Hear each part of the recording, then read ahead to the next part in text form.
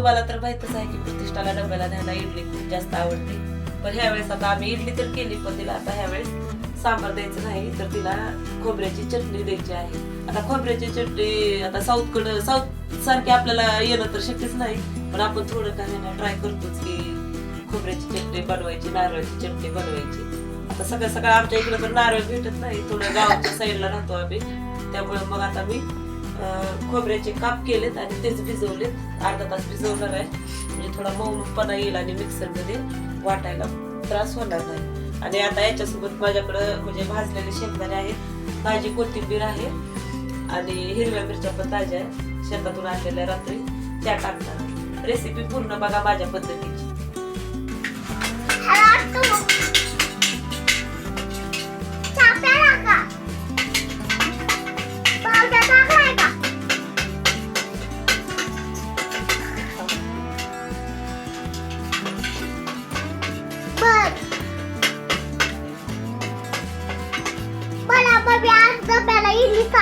इडली चटणी बनवायची. चहा प्याला भाज्या आहे का?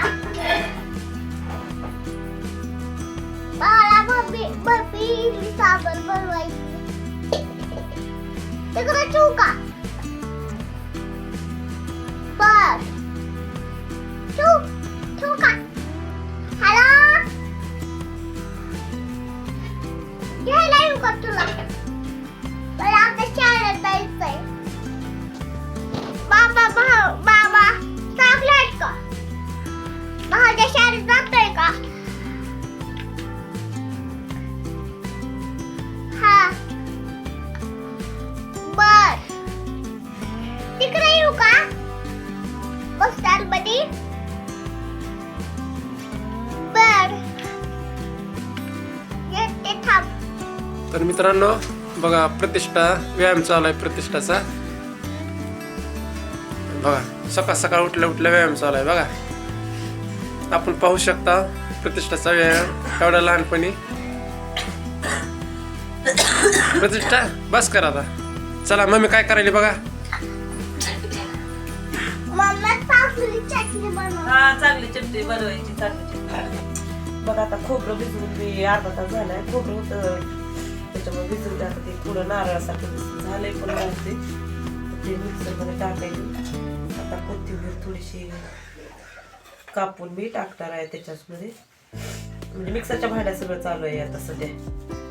कोथिंबीर टाकली, थोड्या हिरव्या मिरच्या थोड्या, म्हणजे एक दोन थोड्या टाकणार आहे. तिला डब्याला द्यायचं. एखाद्या वेळेस शाळेत जर तिला तिखट लागलं तर तिथं तिला डब्बा खाता यायचा नाही, म्हणून मिरच्या ते एकदम थोड्या टाकायली. ती 3 मिरच्या ती अर्धे काप करून टाकले. थोडी टाकली, जरा करून नाही बस झाली. आणि भाजून घेतलेले शेंगदाणे टाकले थोडे. बघा शेंगदाणे टाकलेले आहेत आणि थोडं मीठ पण टाकले. आणि हे सगळं मिश्रण आपल्याला मिक्सरच्या साहाय्याने वाटून घ्यायचे.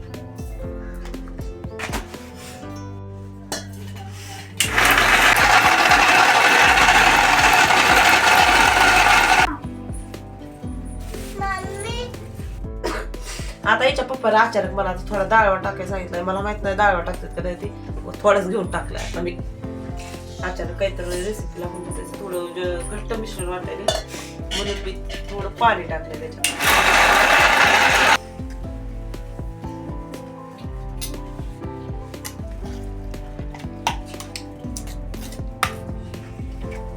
मिक्सर मध्ये खोबरे आणि मिरच्या वाटल्यानंतर, कोथिंबीर वाटल्यानंतर असंच टेक्स्चर तयार झालेलं आहे. आता आपण याला फोडणी देऊया.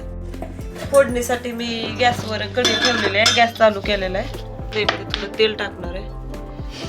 ही घरगुती पद्धतीची चटणी आहे, असं नाही की पूर्ण प्रमाण वगैरे किंवा मी पूर्ण रेसिपीचा अभ्यास करून करायलेली आहे.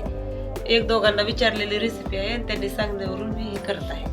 आता प्रतिष्ठाला चटणी न्यायचा मूड होता. सांबारच तिला आवडते, पण काकी चटणी तिनं बहुतेक डब्यात बघितली काय की कोणाच्या तरी, त्या चटणी न्यायचंय. आता बघू आता कशी होती तयार चटणी.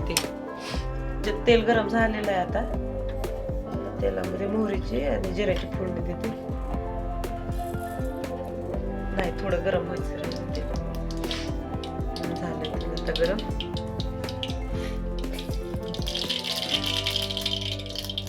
तेल गरम झाल्यानंतर कोथिंबीर आणि लसणाचं जे आपण वाटण तयार करून ठेवतो ते थोडं टाकणार आहे. मिरच्या काही टाकणार नाही कारण आता मी थोडं चाटून बघितलं सारण तर ते थोडंसं तिखट झालेलं आहे. आता डबल जर टाकलं तर प्रत्येकाला घ्यायला अडचण होईल म्हणून आता फक्त हेच आता मी फक्त गरम करणार आहे. आता या फोडणीमध्ये मी जे आपण मिक्सरमध्ये वाटण तयार केले ते टाकणार आहे. म्हणतात चटणी थोडी ही थंडच असावी हे असावं ते असावं थोडीशी मी गरम करून घेणार आहे. हिवाळ्याचे दिवस आहेत पुन्हा प्रत्येकाला डब्याला आणखी बनल्यानंतर थोडं ते खोबरं जर कच्चं असेल तर ते पण थोडंसं गरम होईल आणि थोडं शिजल्यासारखं होईल म्हणून थोडीशी मी चटणी ही गरम करून घेणार आहे. नाहीतर साऊथची चटणी थंड असते म्हणतात थोडी गरम करणार आहे मी तिला डब्याला देण्यासाठी खास. व्हिडिओ आवडला असेल तर व्हिडिओला लाईक करा शेअर करा चॅनलला सबस्क्राईब करा बाय थँक्यू.